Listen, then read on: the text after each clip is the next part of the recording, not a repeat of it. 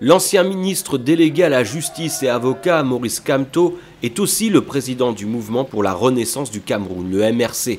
Il avait reçu vendredi dernier le soutien d'un autre candidat de poids, Akeremouna, qui s'était retiré de la course en sa faveur. Devenu l'un des principaux rivaux du président sortant Paul Biya à la présidentielle de dimanche au Cameroun, Maurice Kamto a revendiqué la victoire, affirmant avoir marqué le pénalty. J'ai reçu mission de tirer le pénalty historique. Je l'ai tiré. Le but a été marqué. J'ai reçu du peuple camerounais un mandat clair que j'entends défendre fermement jusqu'au bout. J'invite le président de la République sortant à organiser les conditions d'une transmission pacifique du pouvoir afin de mettre le Cameroun à l'abri d'une crise post-électorale dont notre pays n'a nullement besoin. Maurice Kamto a dénoncé de multiples cas de fraude orchestrés selon lui par le pouvoir. Durant la campagne officielle, M. Kamto a tenu pas moins de 12 meetings dans tout le pays qu'il a sillonné sans relâche depuis le lancement de son parti en 2012. Les résultats officiels de la présidentielle camerounaise, quant à eux, seront annoncés dans les prochains jours. Sur place, les résultats sont attendus, mais ils ne pourraient tomber que dans 2 semaines. Dès dimanche soir, les résultats de centaines de bureaux de vote sur 25 000 installés dans tout le pays circulaient sur les messageries WhatsApp, Facebook et Twitter, laissant entendre un intérêt particulier des jeunes pour la politique de leur pays. Et les jeunes vraiment sont impliqués dans le mouvement politique et c'est une bonne chose. Mais dans les années à venir, quand même, il va falloir que le gouvernement s'arrange de telle sorte qu'on ait des cartes au moment opportun, parce que certains étaient inscrits, n'avaient pas les cartes. Seulement, au lendemain de ces élections, le grand vainqueur pour le moment est l'abstentionnisme, un constat dû notamment aux violences des séparatistes anglophones dans le nord-ouest et le sud-ouest du pays et à une certaine désillusion comme une fatalité du clan Biya à remporter une fois de plus cette élection. Ce que nous allons dire actuellement, c'est que les Camerounais ne doivent plus commettre les erreurs que nous avons observées. De par le Cameroun, beaucoup ne se sont pas inscrits qui font les bruits. Beaucoup ne se sont pas inscrits. Après les élections, certains ont sollicité que tel sera le vainqueur alors qu'ils n'ont même pas voté. C'est insignifiable. Outre Paul Biya, 7 candidats attendent les résultats des urnes, parmi lesquels 2 pourraient espérer un score significatif. Maurice Kamto, auto-proclamé vainqueur, et Cabral Libi. Le Cameroun en crise tant économique avec un taux de chômage grandissant que politique dans les régions anglophones du sud-ouest ou encore le nord sous les attaques du groupe Boko Haram. Après les élections de dimanche, la population qui a choisi en masse l'abstention attend tout de même un renouvellement et une cessation dans les conflits, notamment face aux anglophones. Avant, quand on venait au marché, on voyait beaucoup de monde. Mais maintenant, vous ne voyez plus personne. Les gens ne viennent pas sur le marché parce qu'ils ont peur à cause de la crise. Dans les 2 régions anglophones où vit 20% de la population camerounaise, le cacao et le café sont 2 produits phares. 45% du cacao produit au Cameroun l'est au sud-ouest et 75% du café arabica camerounais vient du nord-ouest.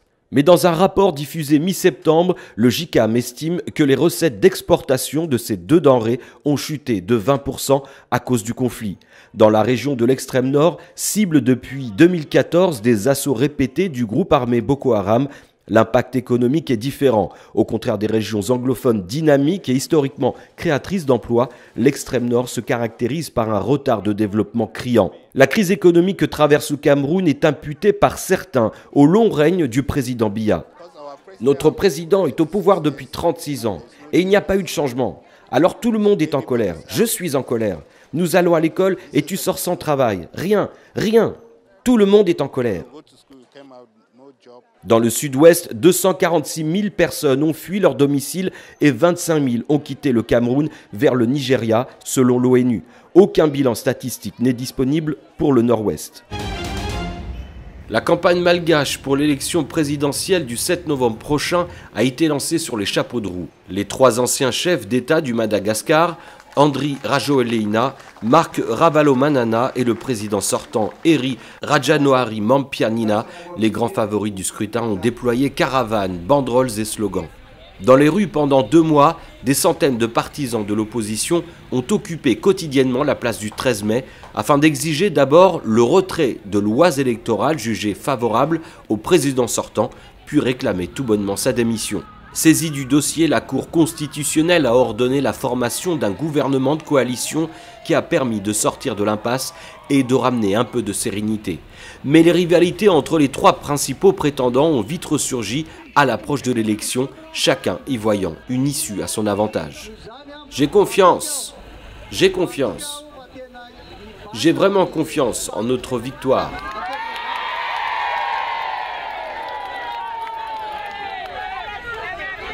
Vous êtes la preuve qu'Antananarivo est à nous. Les 2 rivaux du président Rajaonari Mampianina ont affiché sans retenue leurs moyens, leurs promesses et leurs ambitions. Je suis convaincu que dans 1 mois et demi, nous allons écrire une nouvelle histoire pour Madagascar. 36 candidats ont été retenus pour les 2 tours du scrutin présidentiel les 7 novembre et 19 décembre prochains dans un pays qui reste l'un des plus pauvres au monde. Nous sommes aux écoles de Kipé situées dans la commune de Ratoma à Conakry. Peu d'élèves sont présents. Au lycée Kipé par exemple, sur 24 salles de classe, seulement 7 sont occupées par des élèves dont le nombre varie entre 5 et 15. Les autorités de l'école estiment que malgré le peu d'affluence, la rentrée a été effective. Mes professeurs sont venus en grand nombre et les élèves aussi viennent petit à petit parce que les parents, difficilement lâchent leurs enfants. Ceux qui ont eu le courage iront dire aux autres en réalité qu'ils ont fait cours. À l'école primaire de Kipé 2, les cours ont effectivement repris. Cet enseignant titulaire pense que plusieurs facteurs sont à la base du peu d'affluence des élèves et des maîtres. Il y a certains parents qui disent qu'ils ne sont pas encore prêts parce que vraiment ça ne va pas financièrement. Il y en a d'autres qui disent que nous préférons garder les enfants d'abord jusqu'à ce que nous allons voir ce qui va se passer le lundi. Ce lundi est une journée décisive dans le bras de fer qui oppose le SLEG et le gouvernement. En effet, pour contre-attaquer le mouvement de grève lancé par le SLEG, le gouvernement a menacé de remplacer les enseignants qui suivront le mot d'ordre de grève par des contractuels fraîchement sortis des instituts d'enseignement. Le constat est amer un peu au niveau du lycée Kipé. Donc je suis venu constater un certain nombre de contractuels entre les 4 murs du lycée Kipé qui ne sont pas officiellement engagés à la fonction publique. Est-ce que vous pouvez comprendre? Qui n'ont pas suivi la formation pédagogique. Derrière la cour de l'école, des élèves sont venus sans leur uniforme s'assurer de la reprise des cours. Comme Souma dit aux parents d'élèves de garder leurs enfants à la maison, maman m'a dit de venir en civil pour voir si c'est vrai les professeurs sont présents ou le cours a commencé. Pour ces quelques élèves présents, difficile de prendre parti.